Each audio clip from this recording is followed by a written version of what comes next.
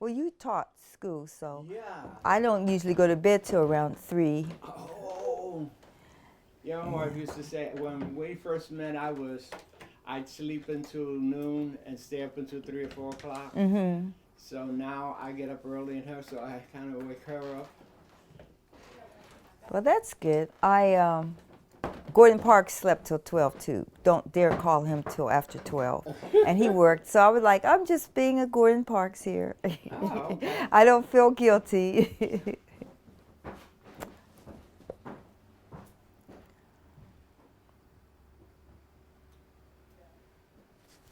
Ming said, don't let them photograph Oh on no, the they're coming from on the the front. side. Yeah. He said, he said because your hair doesn't look good on the back. Who said that? Oh, Ming, your Ming son. is he's like he's.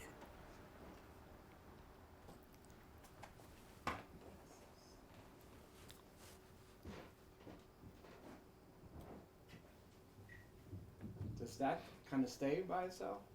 I have to be right here. It kind of balances, like yours. You got Oh bigger no, feet. mine locks in. Oh, it does? Oh, that's nice. No, What brand mine is locks that? in. But no, Okay. me, I let it go, and the camera would go. I couldn't remember that. Yeah. That would drive me crazy. I'd have to have a leech on it somewhere. Yeah. Yeah, I want to write that down. I'll take a picture of that camera, Oh, yeah. and I'll remember. And I'll show you the Did other it- one. The other one has a viewfinder, Mm-hmm. but it's not. It's compact like this, and it's Mhm. around the same price. Mm-hmm. And they both got 1.8 lenses. Mm. That's why I bought them.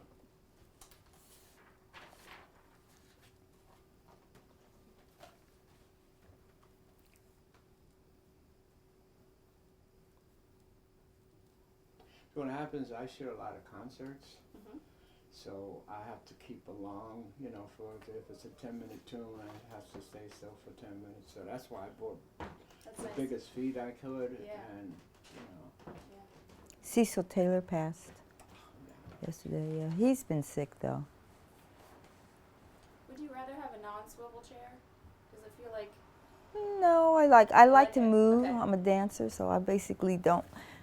My energy is better when I can Yeah, move okay. a little bit. Great.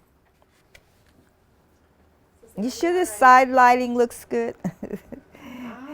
Because your face. So she can, like, here, I'll take a I feel more secure because I know sometimes it's like No, you're side gonna have to lighting- see this No, you're a picture of photographer, yourself. You know side lighting is important. Yeah, Just for the photograph itself. but It adds dimension. Look, Well- you look great. I'm showing you. that's right, Sarah. You look fantastic. Okay. That's from that camera. This camera and these are two different creatures. That's true, but I think you look All right. smashing. Well, mine's is not going to be posted anywhere, so nobody can see it. I know, but I saw something with what's his name, the photographer. Actually, he posted he and his wife was there at the dinner. Oh, I Chester. know you're talking about Yeah, Chester, Higgins. yeah. Chester Higgins. Yeah, he had the photo of the New York Times of Cecil Taylor. Oh, okay. It was on the post. But something I was going to say about Chester. Oh, so I was looking to try to find out the date of the party. I mean, the time of the party, and I was looking, and so I saw Chester Higgins came out. So this runs over and over and over again. I was like, oh my God, why did I see this? Because they have him on film, Ah, okay. yeah, with an interview or a talk or something like that. Chester is really. Did you do that, Sarah? Us? Did, Yes, Uh, we filmed it, but we haven't posted anything yet, have we? We posted the public talk he gave. Is that what you mean? Mm, The public talk? I don't. Well, maybe it was. It was just him like this. Okay. No, We haven't made a posted video it. of him, but it would have been like the white studio background, We haven't kind of. posted- yeah, we haven't. Yeah, I think more was like that. Yeah, I don't think we posted ours yet. I think it's been running though. Someone else. Yeah, he's probably a lot of, all right, so it's basically just 3 basic things I wanted to cover, and I can Mhm. ask you individual questions in each section, but one is about you and where saying your name and where you grew up. Mhm. Um, individual photographs. Mm-hmm.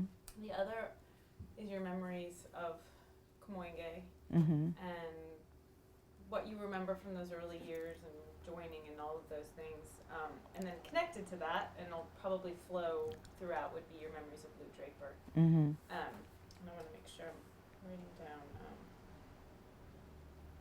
couple other things. I wanted to make sure to.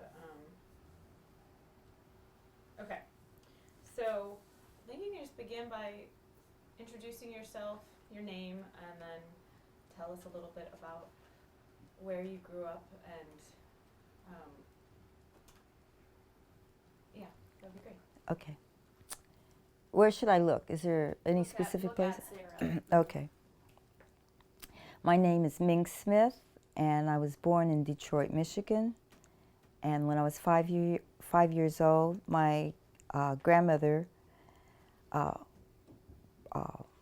brought me before the rest of the family, because my mother was pregnant, to Columbus, Ohio, and that's where I grew up, on a Greyhound bus. So, okay, so I have a photograph that I took in Pittsburgh, and it's one of my favorite photographs because these girls are on a Greyhound bus with their grandmother, and they're holding their dolls. And I remember I was like 4 years old, and I left my doll. You know, it was like the stop, and it was late at night, and we were asleep. And I still remember, like, oh, we have to go. And we left my doll. And I still remember feeling the loss of leaving my doll on the Greyhound bus. And so then your family joined you. Yeah, later. Maybe like a month later, but because my mother was pregnant with my younger sister, she was helping out, I guess. And your dad had a pharmacy? Yes, he was a pharmacist. His uncle was a pharmacist.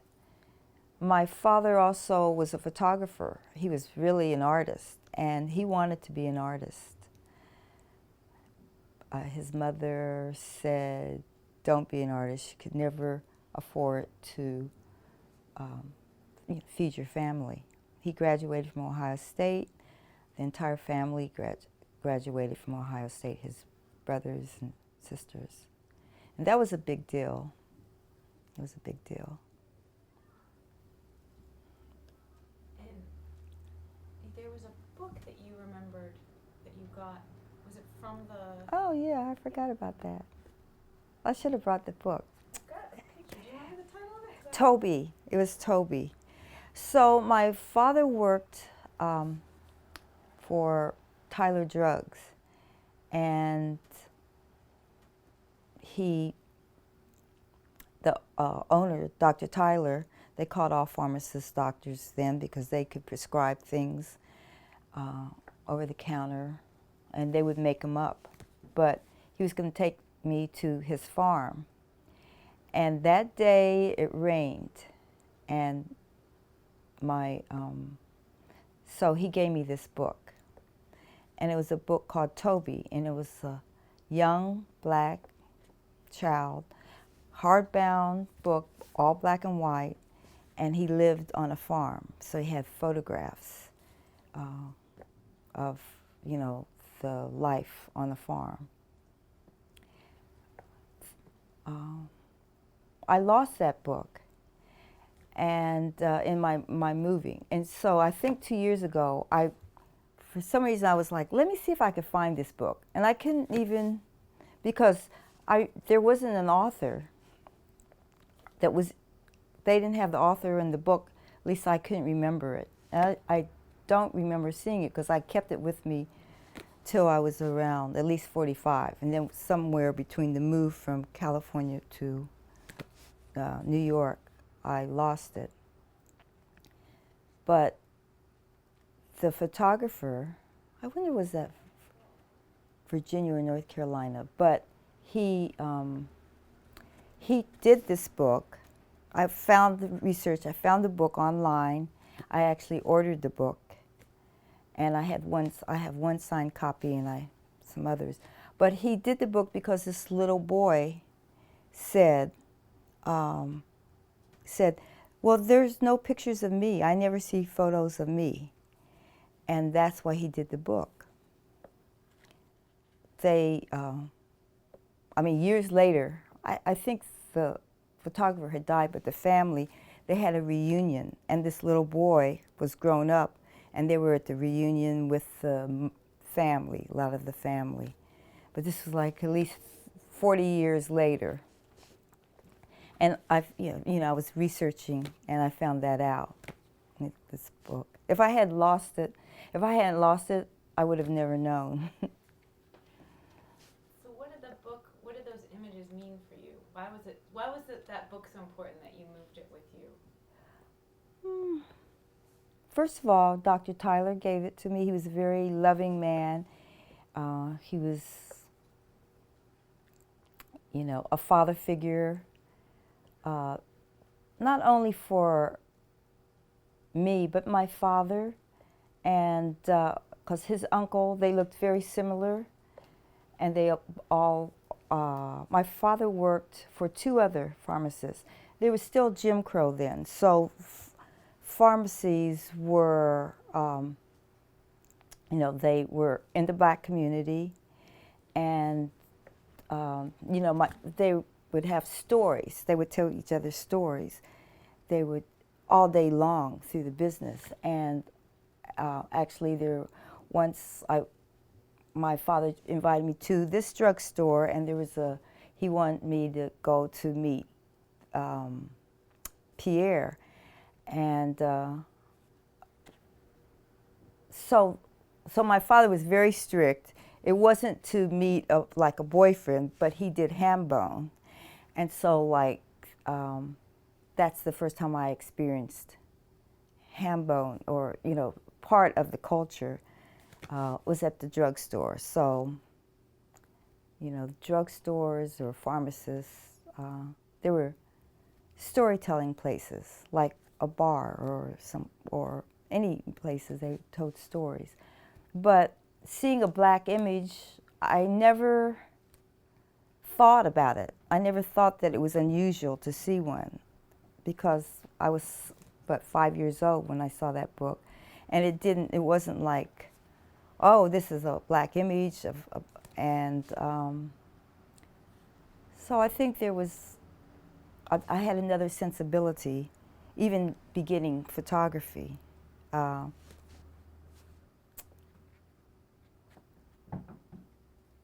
But, I also related to the boy.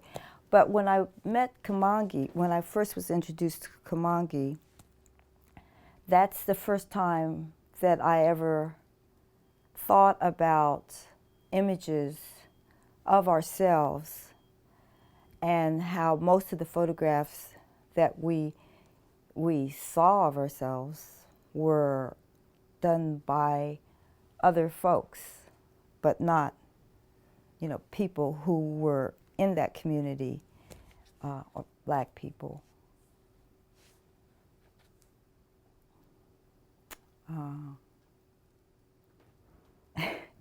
Let's see, another thing I wanted to say about that. Well, I'll tell you how I met the Kamoinge members. I was modeling at the time, and I had a go-see at Tony Barbosa's studio. And so there was like a little foyer outside of the main studio. So all everyone that came, they waited in this foyer waiting room. And I heard Tony talking to another photographer, and they were talking about, photography is all nostalgia. And they were going back with this debate. While I was waiting, I was overhearing all of this. And I was like, oh, that's interesting.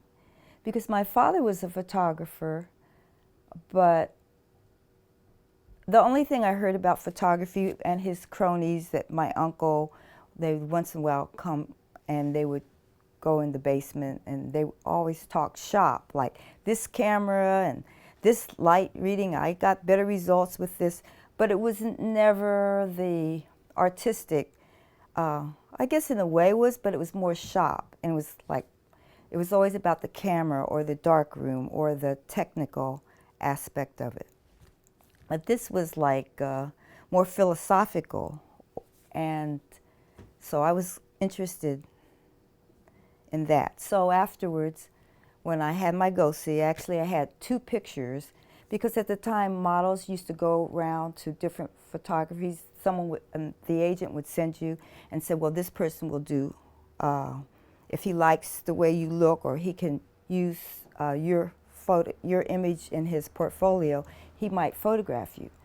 So that's when I first met Barboza, and I had one photograph, this, in my portfolio at the time, because they had maybe 10 names that would do tests, they called them, and for the black models. And although you could go to the white models, but for some reason they gave you, because the black photographers were more prone to photograph you more because they had more time. Most of the commercial fashion photographers, they didn't have time to do tests. And so with the model-photographer relationship, you could help both. He could build his portfolio, and I could build my portfolio. So, well, I had asked him about photography, and that's when I discovered, I was at a meeting, one of the meetings, and that's when I learned that photography was an art form. I took photographs in college, and I asked my instructor what I could do with it. But I was always shooting. That's interesting. Someone gave me a Rolleiflex, I think, and I was shooting 2 1/4, and I had hundreds of rolls. I even shot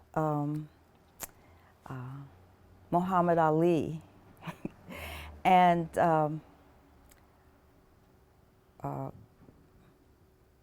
yeah, I shot Muhammad Ali, but I didn't really understand. I didn't even know what I was really doing. Like, I was doing portraits, I was taking images of things, and as a student, it was like I didn't have a lot of money, and I was really afraid of the dark room because the guys always wanted to get you in the dark room, so I was like, I'm not going in the dark room. So I had all these rolls of film, and someone was supposed to develop them, and he never gave them back to me. He just lost them, you know, and I didn't have a lot of money, and I never thought about it. But that photo of Muhammad Ali was in part of those rolls of film. I also realized that I love shooting more than anything else in photography. I love capturing the moment and just working things out, you know, at that moment, and capturing it, and the light, and trying to get the right moment, the face, the movement, you know, everything coming to that important, critical moment. What's the name of they call that, what's the name? Decisive. Decisive moment, see?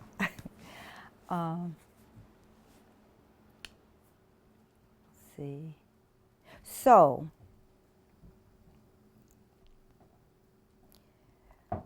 So I was always around the studio. Sometimes Adger would come in, Sean, every once in a while, and I was invited to go to, or I met them at a meeting. I was there, but I wasn't in Kamoinge at the time. And Lou Draper, he said, "Oh, I see you're photographing a lot," and he said, why don't you show me one of your pieces? I was like, oh no, he says, no, he says, I bet you're a good photographer. And I was like, because I was hiding it. I was hiding my photographs from the rest of them. And so I pulled one of them out and I showed him. I really wanted him to see it, but I was just, you know, I don't know, insecure. But he said, "Oh wow, this is really good." He said, "You're a good photographer like that." He said, I said, "No." He said, "No, you're really a good photographer." And then he said, "I think you should join Kamoinge. We should, you know, ask you to join Kamoinge." And I was like, I looked at Tony, was like, "Well, is that going to be okay for you?" Because Lou is, and he hadn't mentioned it before. So, meaning that I thought maybe I needed to get more of a portfolio, and they said, "Well, come to the next meeting, and we'll take a vote." And I was voted in. And I didn't think about being a woman. I really, I think that's, I don't know, I just never thought about being the first woman or being a woman in Kamoinge for some reason. I guess because everyone was artists, they were artists, and everyone was into the work, just the photography. And it wasn't like anyone was hitting on me or anything like that. It was really a pure environment for me, and I felt safe there. I felt safe because in a lot of different situations in my travels in New York, I didn't feel safe, but I felt like they had good character, and they were. You know, they had integrity and they had purpose, and I liked that. Do you remember what photograph it was that Lou saw? You know, I tried to find that photograph today. I was just telling because I'm unorganized, just the opposite of Sean, and I was laying in the bed. I was like, where should I should bring that photograph today. And I was like, oh, you know, I should be more prepared. I was going through that whole thing.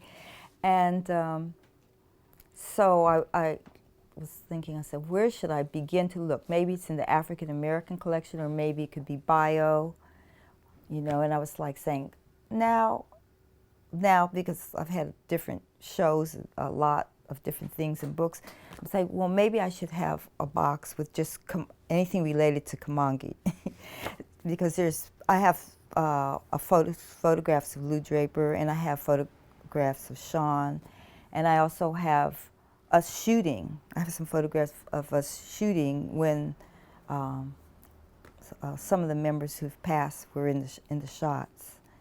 So, and then at different funerals, I had that. So I said I should put all that in one box now. But so it was a photograph. The photograph was of that Lou. I remembered him distinctly saying that he liked, and I was like.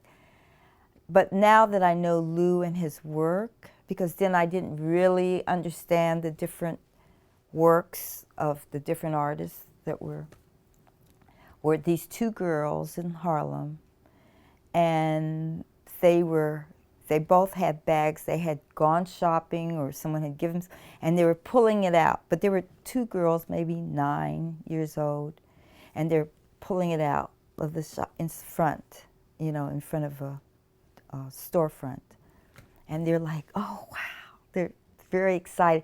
So it was very innocent and childlike and pure, and that was kind of like what I see in Lou Draper's work, and his love of people, you know, his love of people and children. So your photograph, so it was your photograph of children, and it was Lou. That's what Lou saw, and right, Lou has a lot of photographs of children. So it was that makes sense. That's what he saw in your work. That Well, that's the photograph I remember him saying, I like this because I was like, I don't really see why this is a photograph. I had other photographs that I liked or I thought were better. And, and probably today, if those same photographs, I probably wouldn't have chosen that photograph, you know, to say that was of the three. I think I showed him three. But I just remember that, and that's like 40 years ago, so I remember. and he and so then did you have to show a portfolio like 10 photographs at the next meeting, or what was their Oh, I think I process? did, but I don't remember. They didn't have, or I didn't attend a lot of meetings. I maybe went to 2 or 3, but then I had other things in my life, so I was away. And some of the meetings, it seemed like there was the same work. There wasn't new work being created, and I was like, you know, I was doing thousands of photographs, so I was kind of impatient with my mercurial energy, Gemini. But yeah, that Lou Draper. Lou Draper also, he told me stories. He told me how he had a crush on Lorraine Hansberry. I guess she must have lived near or in the same building as Eugene Smith, because he used to print for Eugene. But he said, oh, he used to follow her around. But I just remember it was such, I was like, Lorraine Hansberry. I just loved Lorraine Hansberry. That play is still one of my favorite plays of all times, her play. And you had a story about him, a printing session with him, and I loved. You told me that story, and then we found this footage from 1982 of Kamoinge filming, and Ray Francis had a really similar story, and I thought it was so beautiful because it just told you a lot about Lou. So I don't know if you'd mind talking about the printing sessions you remember with Lou. So, was it Buford and who else had a studio on 6th Avenue? Buford, Ray, myself, and Herbie. Okay. So some of the members had a studio on 6th Avenue, and Lou had promised, because I didn't have a studio then, that I could,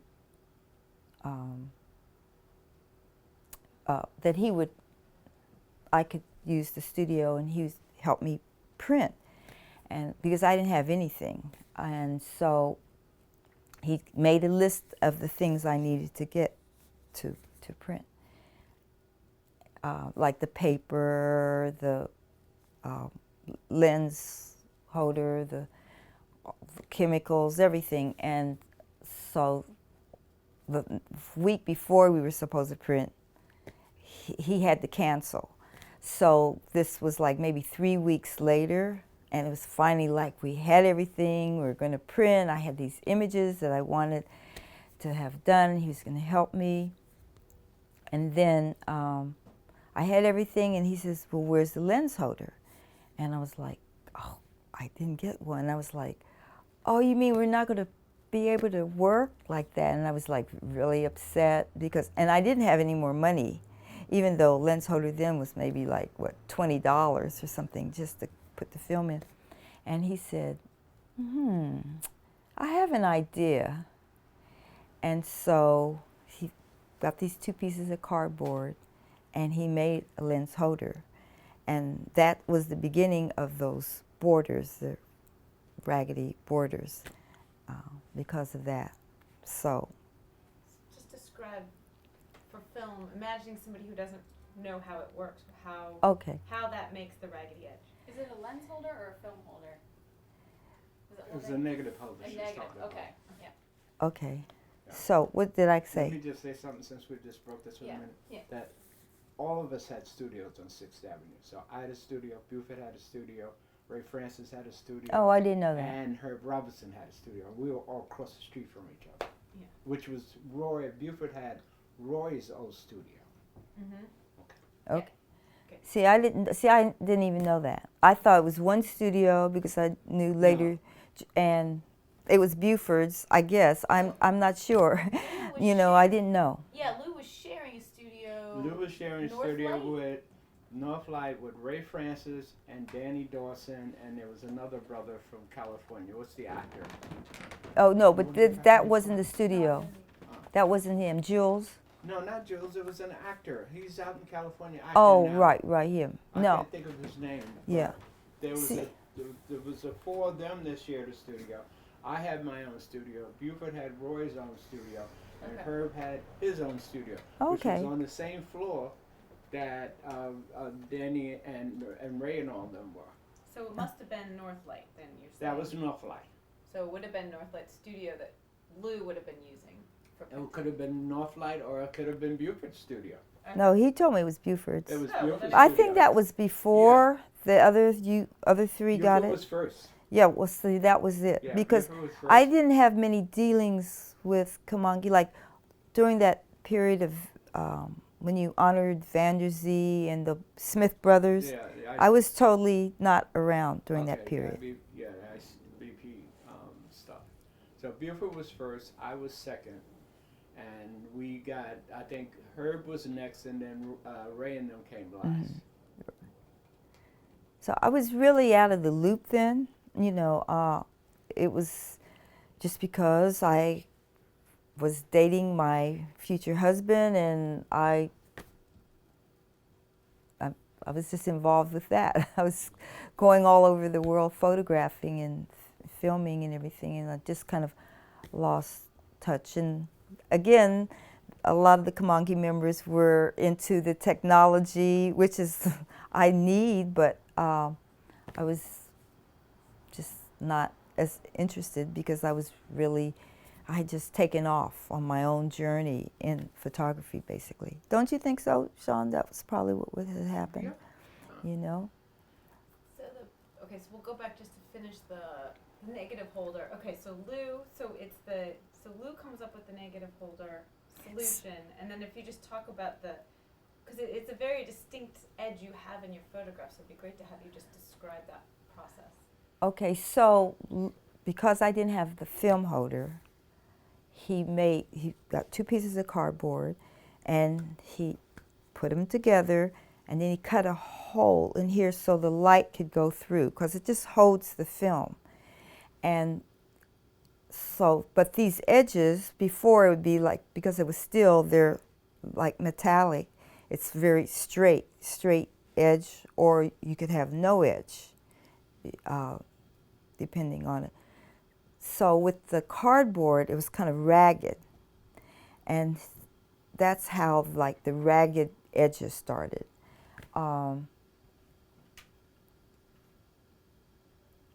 So afterwards, when Lou wasn't printing, my brother and we used to make our own edges.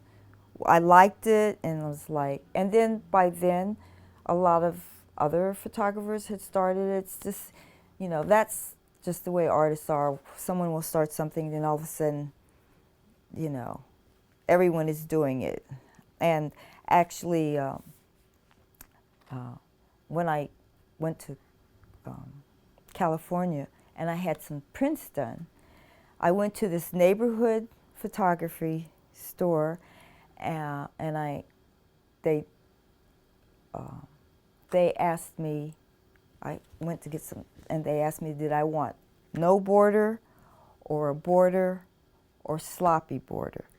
And I told them, I said, what's a sloppy border? And they pulled out this raggedy edge kind of, and I was like, my God, this little place in California, because it was not straight in LA, it was more of like a suburb, had sloppy borders. I thought that was amazing, because the story with the sloppy borders, like I had friends, there was a friend that worked for Essence, should I have said that? So which one? But anyway, she brought some pictures of mine in there because she had an assignment she had chosen me to do. And I gave her the photos and she gave them to Essence. And maybe 2 years later, she says, you know, I got fired because of those borders you gave me. There were other things I found out later, but she said, I got fired because of those sloppy borders. And so going to California. And then afterwards, you'd see the news. The news had them, you know, ads had them. It was, for at least 10 years, it had a good run, those borders. Also,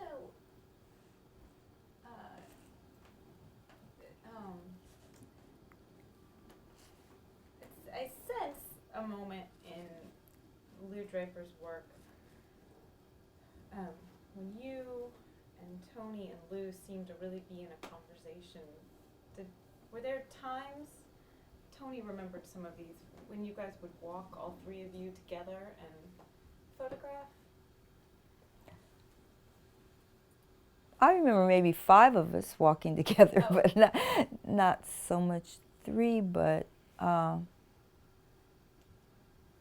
well, because we all carried cameras. It was like for at least 20 years, I never left the house without my camera.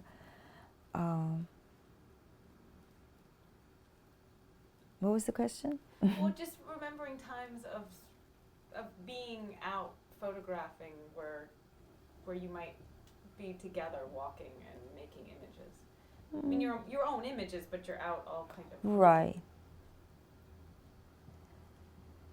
There's a photograph that I saw that was on the website, on your website, and it was similar to one of my photographs at our gallery.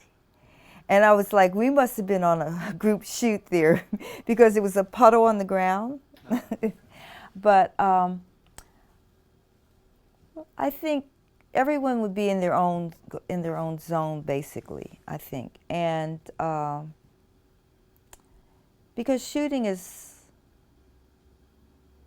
for me, is very meditative, and we're just in our own energy. But Lou, he was like a photographer, but he was an artist. He was more of an artist, because I remember him telling me about how in this system, you know, the American system, where lines would be like this, and they'd be completely parallel. But then he said, like, if you look at the African, their aesthetic, you see it just one on top of the other, like just kind of like this, you know, not like this, but like this, the way.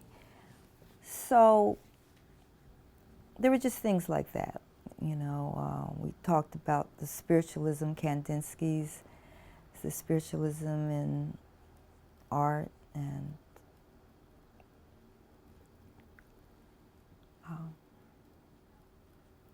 he was just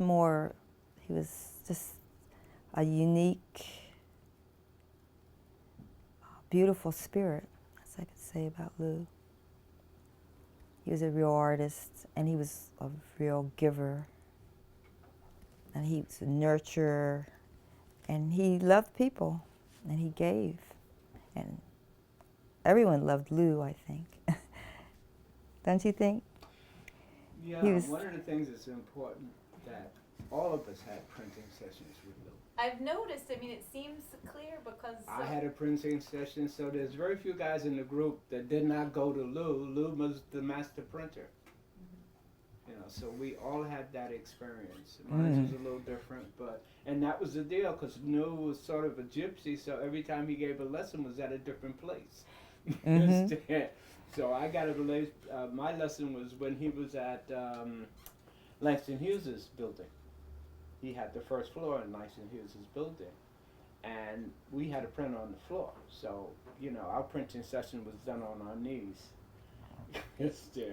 So that was pretty much, and again, like Ray, everybody had a session with Lou. Lou was probably the first one that came to New York knowing how to print. Yeah. You know, kind of. I didn't realize I was being it was like, initiated into because I didn't know the history. Like I had heard of Roy DeCarava, and everyone was like, oh, Roy DeCarava, he started this, but he's no longer, and I really didn't know who Roy DeCarava was, but I met him, and afterwards, and he came to my first show that I had, my first one-woman exhibition, which was in the 70s at a hairdressing place. And it was a black-owned on Madison Avenue. Okay. It was, did you go? I don't remember. It was January 12th. It was the coldest day of the year. There was a line around, and I remember my girlfriend who lived in Lower East Side, she said, no, she was living in Harlem at the time because I have this photograph I took out of her window, and she said, do you know I spent my last $2 to come to your opening? That's funny. The other thing too about group shootings, a lot of times when we left meetings, we would all be shooting, going out, getting ready to go to transportation. So those were the things that we wound up when you saw us in a group and we were taking pictures, because we were leaving the meetings, right? And early on in Kamoinge's, when all of us lived in Harlem, we did group shooting, but that was before Ming came in. Yeah. Right. I think Tony was remembering more like going out in the morning. What he was talking about was because he had a commercial gallery. He said that the time he had was in the morning, and before he started doing the commercial work, it was important for him to get out in the morning and do his own work. And so that's what he was remembering. And so I was wondering if that time period was because then Lou worked with him in his studio, so maybe that's that time when it was like those morning kind of. Those are the times that it probably happened. And the other thing is that a lot of us worked with Tony. I worked with Tony, Lou worked with Tony. So that was another thing too, that Tony probably was the first member who had a studio. And for the longest, so out of all of us, all the guys that had studio, Tony had a studio the longest period of time. Yeah. So it was a meeting place, it was a hangout place. So that was when we would be leaving Tony's place in the afternoon. We would wind up shooting, going wherever we were going. Yeah. He was talking about that, and because he was also remembering taking Lou to when they went to Senegal and they were on a shoot. I mean, they had an assignment in Senegal, but then they would fit their sessions in out walking around. So I want to ask you about your trip to Senegal, but I wanted to go back to your first woman show because you remembered Romeo Bearden came to that too. Right. Romar Bearden, he was another nurturing person. He came to my show and he said he wasn't surprised, and he loved my work, and he actually invited me and my husband, because I was married then, to the island. Is it Martinique that he had a house on? Martinique? I'm not sure. Okay. I never got that invitation.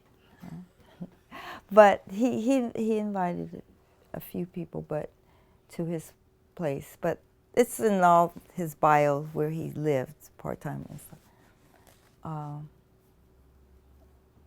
But he would, whenever I would run into Romar Bearden, he would ask me how my work was coming along, and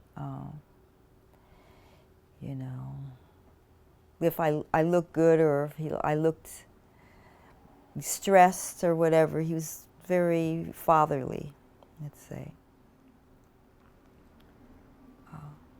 That's one of the photographs that you have in your collection. With that photograph, I took that photograph, I think it was Spiral, a group of painters. It was 3 painters. Who were there? Who was in that group?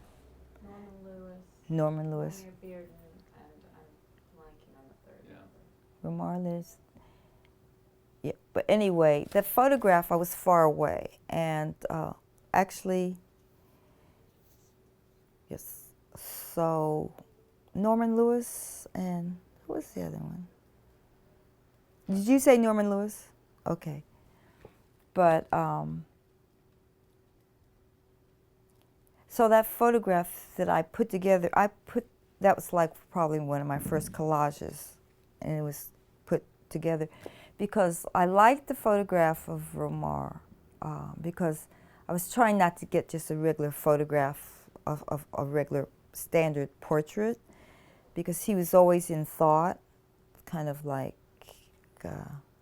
he was always somewhere else. He was always in thought, and so the photograph that I took of him was he's just kind of like thinking because they were trying, they had issues and they were trying to work it out, the group, and they had an audience and we were part of the audience. And so when I saw the photographs, I liked them, but it wasn't close enough and there wasn't as much detail. This is like around when it happened. Now just having a photograph of Ramar Beard and in that situation, it's great just to have that information. But I wanted it to be more, and I wanted it to have the feeling of Ramar Beard, and so it's like a dream state. And in his work, the feminine is very strong in his work, so I put those together.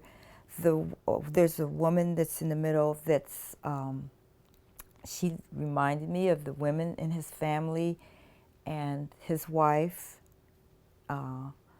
So all of that, but then on the top is like he's in a dream state. Mm-hmm. It's like the unconscious is working, and somehow that portrait is what I was trying to convey, not just a straight shot of him.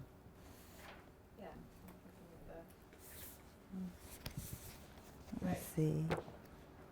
Actually, all those images, like Baldwin, this one here, Did you see it? Yep. Did you see that one? That one. Oh no, I didn't. Yeah. So. I have the book. I have your book. No, I just meant that what I was trying to accomplish. I will look at it. I hadn't seen it in a while. Yeah, but the Baldwin, the James Baldwin. I have the Vanderzee. I don't know if I put that one here. In the Skies. Mm-hmm. That all came out of me wanting to have something more than just a regular straight frontal shot, you know, of like James Baldwin. Like I have James Baldwin. He's at a jazz festival in France. I think it's in France, and that's a nice shot. But you know, I like this one, the one with Baldwin, The Skies of Harlem. That's, or the Vanderzee, In the Skies of Harlem. So in the Yeah, I don't know. Did I have that in this book? I don't think I put the Vanderzee. Yeah. Did you meet Baldwin? I mean, was he Yeah. a figure? So where did he figure? James Baldwin? I met him a few times. But there was a party, and I think he had invited some models or some people from, it could have been maybe Tony, because I think he was there and a few other people. But maybe Tony's studio the first time. But I met him, yes, because when he was in Europe, I had already met him. But I remember at the party, I was sitting next to James Earl Jones, and we were sitting on the windowsill, both of us kind of like just leaning, because it was a small place. It was about as big as this, and there wasn't many chairs or anything. It was pretty all white walls. And I mean, I was completely quiet. I didn't say a word. but so was James Earl Jones. We were the only two not talking. Everyone was interacting. We both were there. I was extremely shy then when I first came to New York. I was extremely painfully shy, and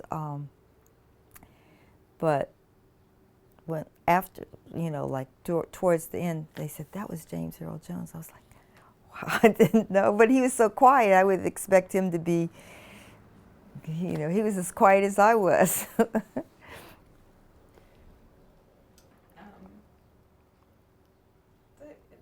talk a little bit.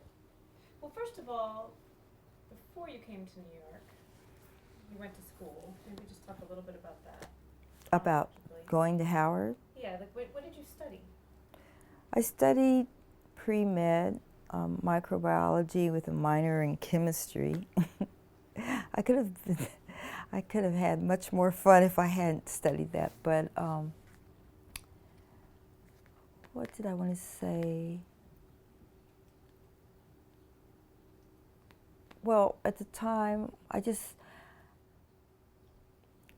being at Howard, my first job was was working with Jacob Javits. I was on the staff putting out letters, and it was my first job. I didn't want to go back to Columbus, Ohio. I said I would never come back, and so I had to get a summer job. And so I was working on Capitol Hill. But that summer, it was like a summer job, and they had a student protest. There were a lot of student protests going on. And I was working, I met Senator Jaffe, he was great. There was another intern that was from Wisconsin that was in the office. And so there were students that stormed the House of Representatives. I can't even remember the name of the building now. I knew it just yesterday, but anyway, the conflicts that go on as an artist within you. So here I'm working for the government, and then here are the protests. And the people there, they were wonderful. Actually, the head, you wouldn't call her the office, that ran the office. She was a black woman, and she was very like a maternal kind of, very take care of business kind of woman. She was running the whole show, and but when they stormed it, I had conflict because I was like, because I felt like I was one of the protesters, that I should be there, but here I'm working, and they're protesting, and I'm part of the establishment. So there's always those conflicts that go on as a black How did you woman. then go from New York, from DC to New York?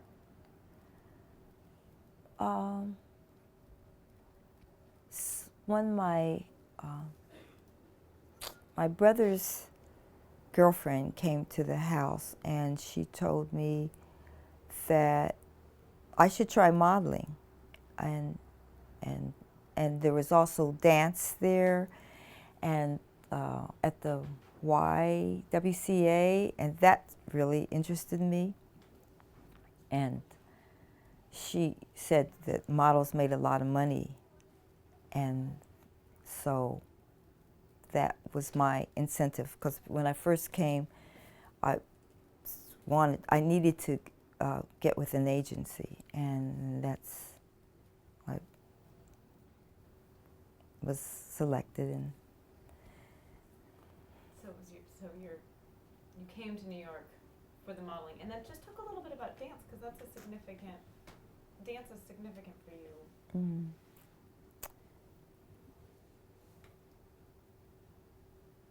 Actually, photography, dance has been a spiritual journey for me. I think it's a calling.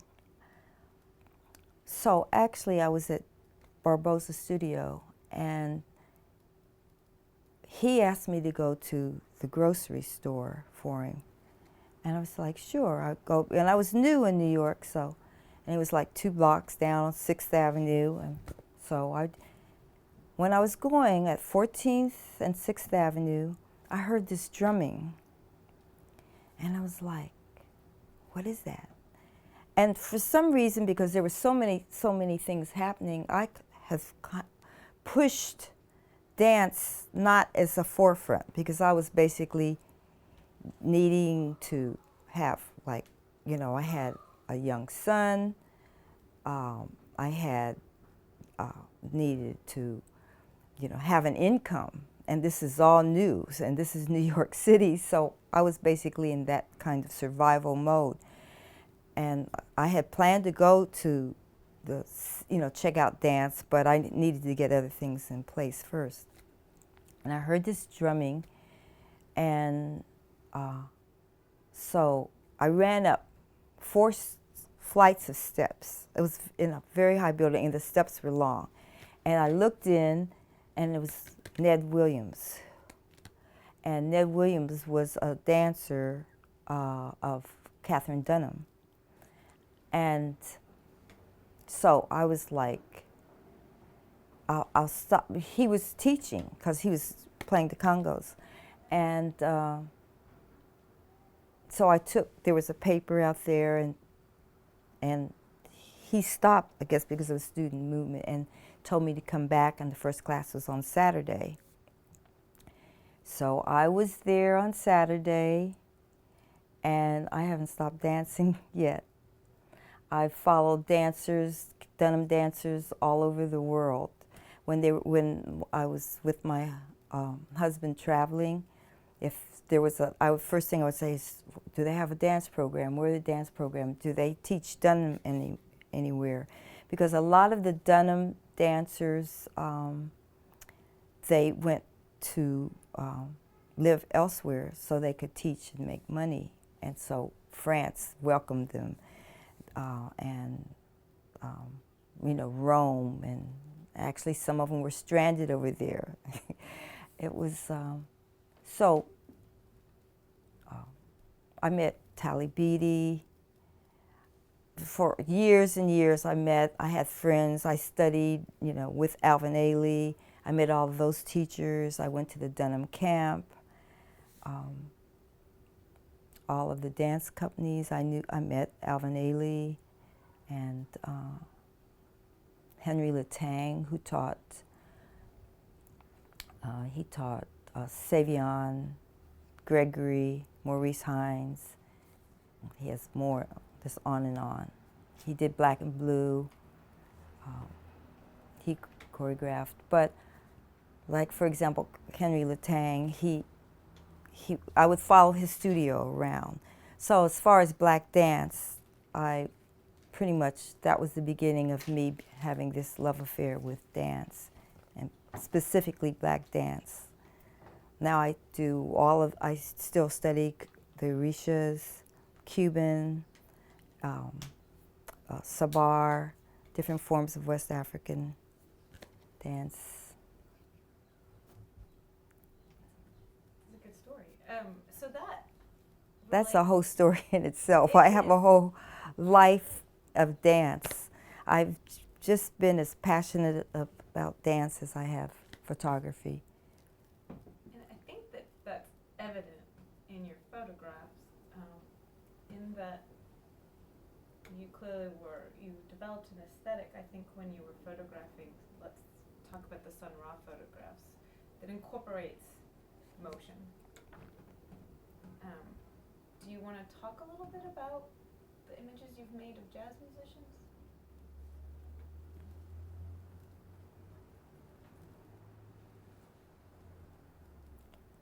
Only most significant thing about it is I photographed those jazz musicians because I was there. It wasn't like in all the people, pretty much 99%. I never went out to say, oh, I'm going to shoot Katherine Dunham. No, I was at a dance camp in St. Louis. That's when I photographed her, and Tally Beatty, and, you know, And so I had more of a intimate kind of like Dexter Gordon, for example. I have one of Dexter Gordon and Johnny Griffith, the photograph. Well, I was there in southern France where they made wine. You know, we all drank the wine, tasted the wine together, and we had a conversation. And so when I took those photographs, it wasn't like, oh, I was just a spectator, which I was, but I had, you know, I was involved with them. I had a conversation with them. I spent time with them. I tasted wine with them. And 90% of all, like Cecil Taylor just passed, you know, he used to say, oh, here's Lena. He used to always call me Lena Horner, and et cetera, because he used to hang at a bar downstairs from, so like the Loft Jazz period and Billy Bang, for example, Billy Bang, there was just stories, and Henry Threadgill and Air and Chicago Art Ensemble. I met all those, or we'd go to dinner, and that's when I would photograph them. And so what was the Sun Ra, what was that context, the Sun Ra photo? One of my friends who was into, she was a dancer. I don't know if she was dancing then, in the future, called and said that she was going to go see Sun Ra, and she had a free ticket, or she invited me. And I brought my camera, and I took photographs, and that's how and it had nothing to do with my ex-husband. I just went and took the photograph. So maybe you should explain who your ex-husband was. Oh, my ex-husband was David Murray, who was an avant-garde jazz musician. So that was also Ming's father. So that was another world that you lived in as far as jazz and the access to and friendships with these musicians. Like the photograph I have photographs of Baraka and Amina, the writer, and I mean, they were at my baby shower. So, and my husband, he recorded with them. And so I developed, actually Amina was she came to the place on 7th Avenue South. I lived in the West Village most of the time. And I had my workout, because they were talking about the music or the album that they were going to. She's like, I love this photograph. It's the one with the children of Senegal. And and I was starting to paint. That was that was before I was in MoMA, so that was in 1978, maybe, 1978. And she was the first, she bought some of my work. She was the first person that bought one of my photographs. And every time I see her now, we have your stuff all over the house. It's still hanging up, and everybody, all these years later, you know, they still talk about these photographs. And there's so many other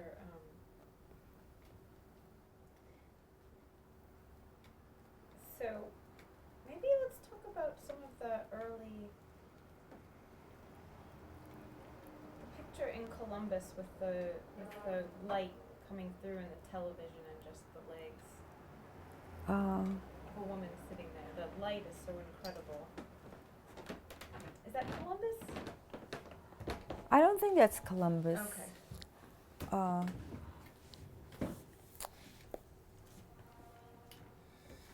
Did you want me to talk about that particular photograph? I was trying to place some of the photographs, but also just kind of trying to think what. Like I have a photograph of a door with the light, and that was Larry Neal, and Zora Neale Hurston was his aunt. So when I went to, so I was reading Zora Their Eyes Are Watching God. Mm-hmm. And I said, oh, I would like to do a play or a film on this book, you know. Mm-hmm. And David said, oh, I know Larry, that's his niece, and I think he already has written something on it. And so I said, well, will you call him? Because I want to meet him, because I was like, was so excited, because I was a big fan of Zora Neale Hurston, and I was reading her a lot at that point.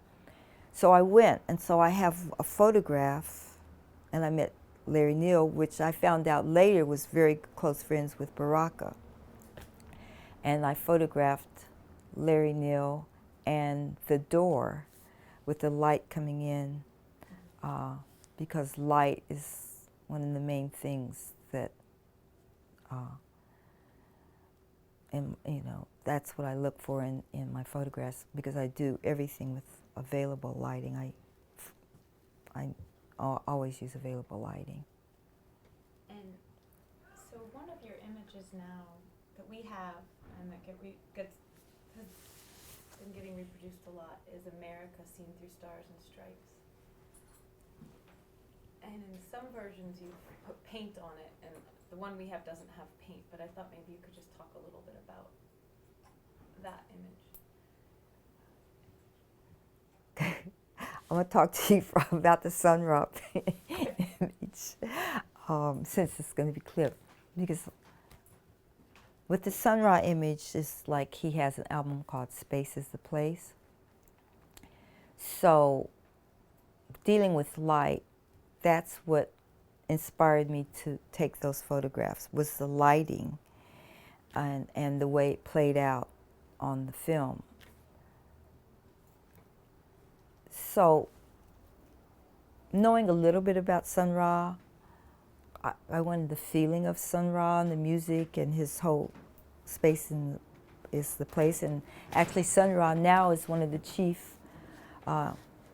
They say that he started, but he didn't really start. But they say he's the one that started Afrofuturism, because he talks about space. And so the light, you have two photographs, and one of it is just pure energy and pure light, and the other one with the cape with his eyes. He's like a visionary.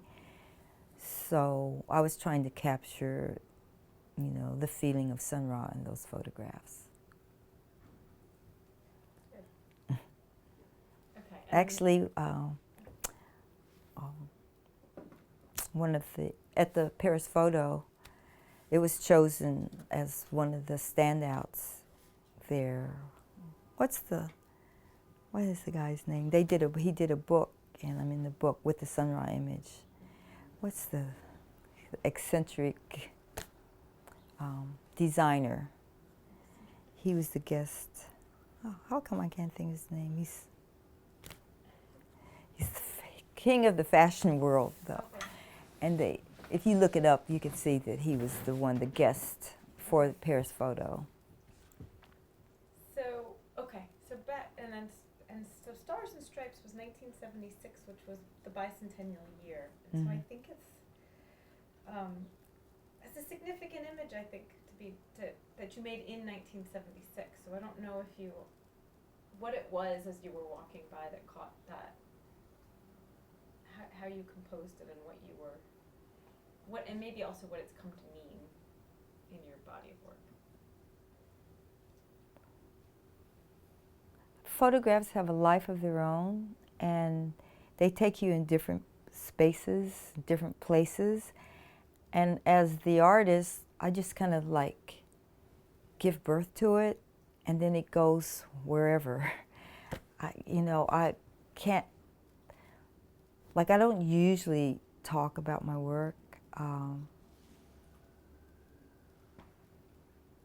but because I really want the work to say everything. Like one of my goals as an artist in a photograph is it to say everything in one shot, not a series, or just to say everything at that precise moment and with all the elements working. And some of the photographs are still around, and some of them are dropped by the wayside. And that's what I mean by photograph has a life of its own. Once it's out there, you never know where it's going to be, where it's going to take you. So why did you decide to put red paint, to add a layer of paint, because in that particular image, on some of them, some of the prints you decided to add red? Well, with that image, well, I started painting on my photographs in around 2000.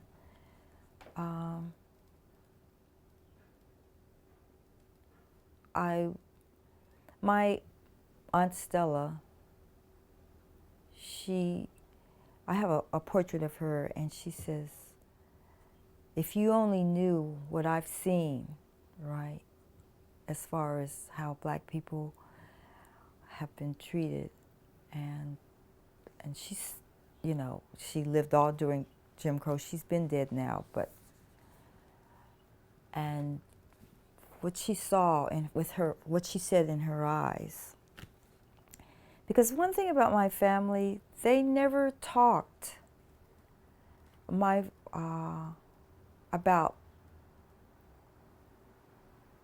you know, the violence. I sometimes wonder why. They were all very aware of it. It was just the way it was, and maybe that's what, but to know that, but just to keep on going forward and dealing with it. And so with that photograph, that person with those eyes, I think it was a man, but some people think it's a woman. I don't know, it doesn't really matter. It's just, it's actually good because it's like a seer, and with his eyes. So it's like America seen. Then with the paint, I added the paint because there was so much violence, even more. I was more aware of the violence in America in 2000. I was more naive of the violence. I mean, I knew about Ku Klux Klan. The headquarters were in Columbus, and I went through all of that, and Jim Crow. But the red paint was just like the flag in the back and the American, and just adding the paint, just like, you know, just gave it more of an edge of really America seen. Really helpful. I want to ask you about the two different photographs we have. One is the women. One has a banner, and the other are the Amen Corner sisters. The banner? So the banner, it's the three women that are coming from. Oh, okay. So that was the one with the, not Amen Sisters Corner. What's the other It's like name? a sash. I don't Right. remember the. What's it called? What did we? I don't have the title for it. It's in here. Let me see.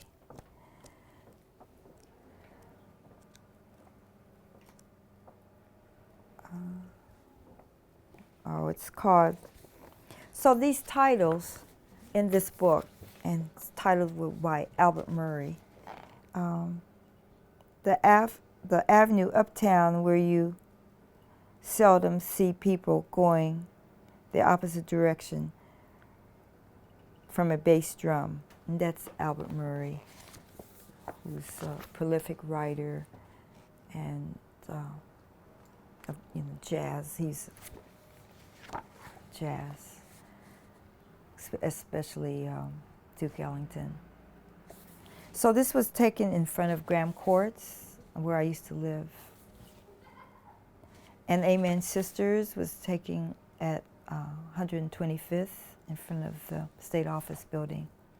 But it was just a shoot, and I was just shooting. And I liked those images. And then the shadow image, the one with the wall and the silhouette of a figure, which I think is Tony, but I don't Right. know. I think it is him with the afro. That was just basically like the paint peeling. I don't know. It just works. It's a black male and the shadows and paint peeling. I mean, I think there's a camera strap. You have the sense that, at least when I look at it, I have a sense that it's a photographer because of the camera strap, but I don't know. I never even realized that, but that's a good observation because that could lead into a lot of things and a lot of interpretations. But just the paint and the light, again, peeling off of the walls, and an African American, a black, a colored. In fact, I just learned just recently found a new understanding of what colored means. When we were called colored, but just man in his world, you know. And the shadow, that's a period when Lou was taking photographs with shadows and Tony was taking photographs. It just seems like the shadow I think that's what I meant when I was talking about something of a conversation at that time. Did that? I think, well, with Kamoinge, we always dealt with light. And actually one of my pieces is called Light in the Shadows, which was one of the titles I was going to name that. And I may use that in my book that I'm working on now. But it's just dealing with light. And of course, if you have light, you're going to have shadows and highlights as well. Sarah, Yeah. I think one of the things is that we all were into chiaroscuro. We all studied Rembrandt. I mean, seriously studied Rembrandt. We all printed on high contrast paper, and shadows were extremely important to all of us. So, and that came out of our study of Rembrandt and that kind of style of painting. So, I think all of us, if you look through the collection of Kamoinge, you'll find a lot of shadow pictures. Yes, there are. It's one of the things that seems like a distinctive when I think of a conversation. Self-portraits through shadows comes out, and this isn't a self-portrait. This is a portrait of Tony, but I guess shadow portraits, I would say, seem to be something that emerge in that 70s period. Shadows and the Russian filmmakers. You know, we looked at a lot of old films where shadows became part of the language of the film. So we were all struck by Buñuel and all these guys that did this kind of mysterious stuff. You know, so I mean, it all kind of permeated through the group. So is that a self-portrait? This one is that you in the this tiny little thumbnail, but the last image we have. Yeah. I thought it was you, but I wasn't sure because you had one. I think you have a portrait of your sister also, so I wasn't sure. Right. That was taken on Park Avenue. It was dealing with, it's called the larger portrait. That was just, because sometimes I had to do a self-portrait series for the Schomburg. Well, it was like an assignment and it was going to be a show. So many times I would use different people or different objects to represent me, and because it wasn't so much like today now how they have like, okay, self-portrait, the camera's on you. But it was just a part of the self-portrait series. This was the larger one of that. That's just closer in. But with this here, it's a very male figure, and at the time, a lot of my friends were dealing with if they wanted to have abortions or not. And so Um, so, anyway, that's how that arrived. And I used this photograph because, like, I had used my sister because it was a female and it was close enough to look or be me, but not me, but it was a self-portrait, you know, and it was with that intent of being a self-portrait. So it was your sister, but it was as a Sometime, self-portrait. yes. And I had done it for the Schomburg. So the one that we have, which is from that shoot, that it's a self-portrait, but it's actually your sister as the model. I Yes, think yes. that's beautiful. There's a lot to Yes, that. yes. So- But it was more about this Yeah, you know, male-female interaction. Yeah. Because this was in front of a place, and I mean, this piece of monument is still there, Yeah. but the way it looks, I'm more visual than anything else. Mm-hmm. I'm not, things are political because that's just the way my way of thinking is. Right. It's not, I'm just more about the visual, the painting, and actually, that's why I wasn't sure if my work would ever, because, you know, it wasn't like, okay, this is, we're going with, I don't know, you get it though, but. I get it. I think so. I wanted to ask just a little bit. Like I photograph like a painter, you know, and I use light to paint with, basically. That's how I view my work. I wanted to just talk a little bit about, we talked off camera a little bit about some of the indirect ways, though, that being a woman artist affects your experience. So even though you're not trying to make a photograph as a woman, making a career for yourself, being a woman does affect different opportunities. And I know we only have just a few minutes. I have two very different questions. One was your memory of Cornell Kappa's portfolio review. Mm-hmm. And then the other one's just a basic question coming from my own experience as a working woman of childcare, and just finding like how you balanced your daily life so that you could make work and also take care of your family. So maybe, I know we have this short period of time, but I don't know if you have comments on either of those.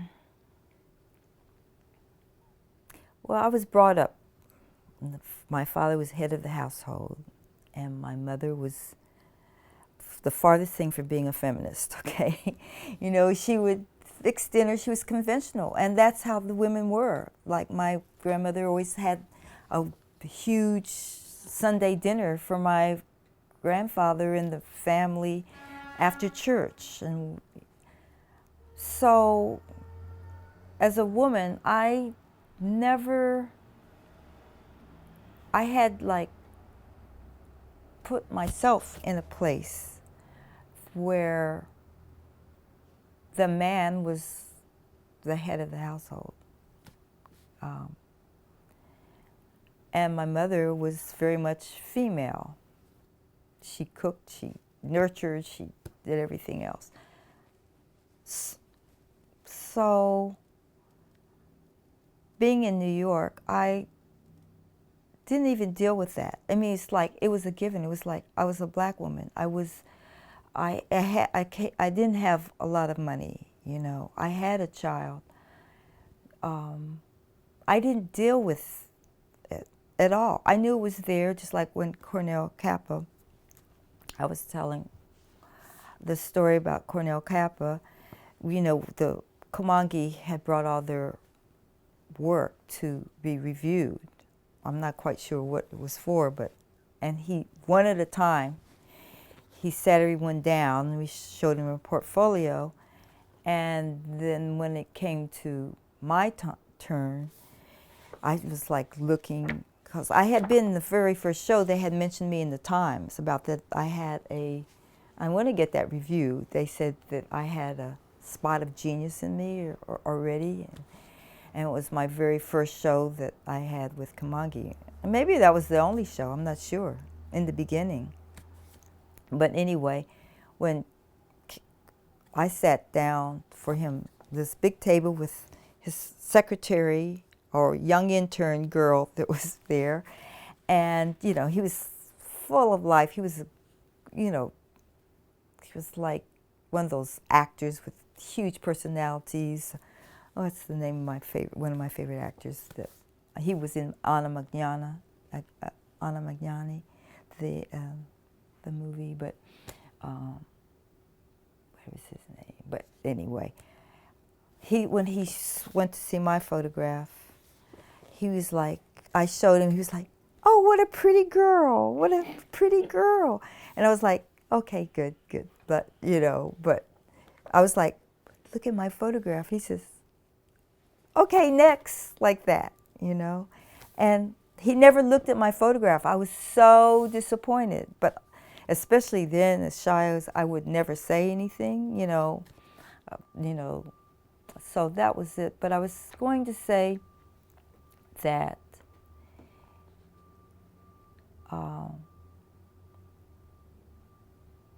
well, with the male that I would be with,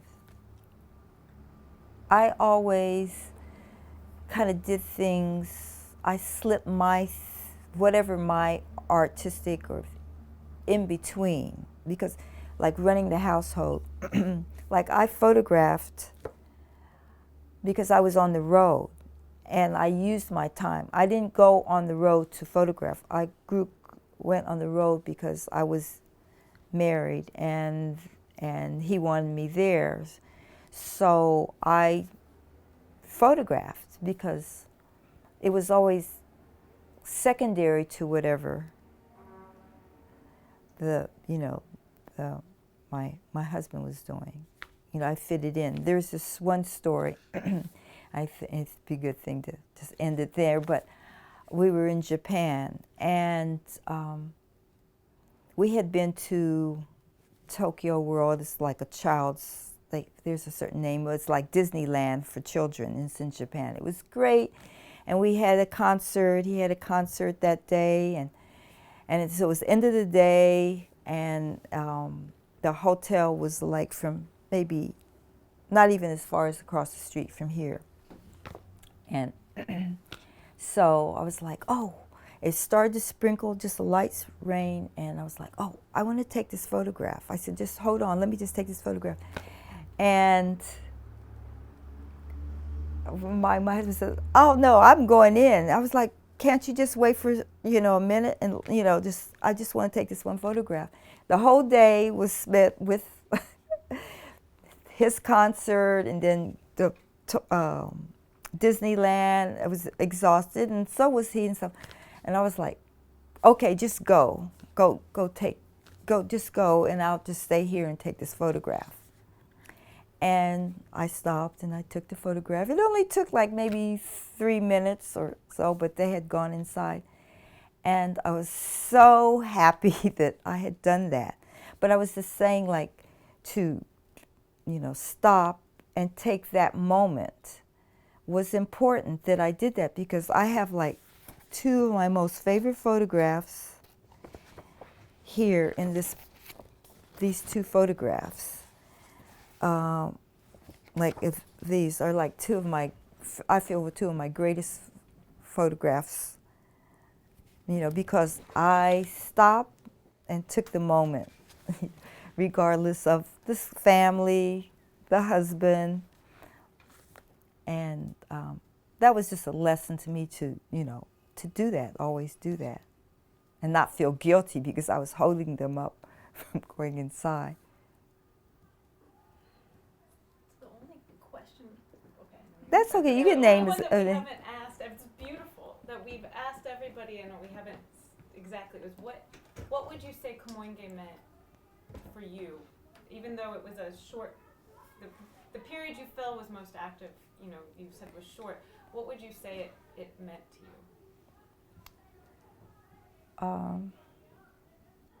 Kamoinge, well, I had already said that about how, they had integrity, they had purpose. But Kamoinge was first introduced photography to me as an art form. That's all I needed, really, to have that understanding. I was already very interested in film, black and white films, but just to know that there was a language, that there was a world that were artists. Because even in the beginning, I asked my teacher. He said, like, I had already said about machinery or do chemical, pharmaceutical photography, which didn't interest me. That there was a language. Oh, what I was going to say was photography was not even considered an art form at the time. And I already knew a lot about painting because I had painters in my family. And so that would be the main thing. Photography is art form, meeting other artists. I was listening to a program on the other day, and they were talking about sticking to your own vision, and they were talking about the artists in Paris. That was what Manet and them. They were like bad painters. They were ostracized, and there's 4 or 5 of them, and I was like, maybe Kamoinge is like that in our own time. Absolutely. Artists, fine artists. Thank you so much. That's great. That was wonderful, Ming. That was fantastic. You thought so? Yeah. I have so many uhs and uhs. No, I that can was beautiful.